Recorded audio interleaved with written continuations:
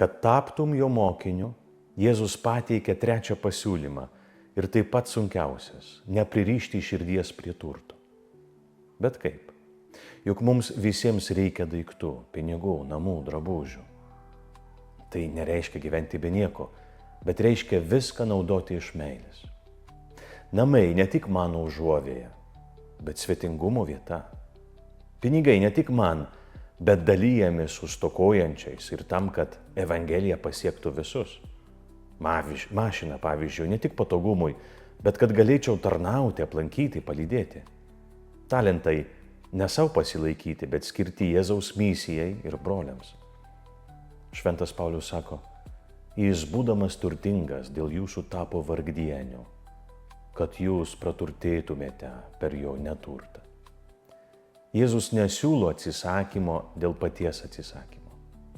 Jis kviečia atsisakyti tam, kad gautume daugiau, tikrą ir tvarę laimę. Palaiminto sekmadienio. Eikite mišias.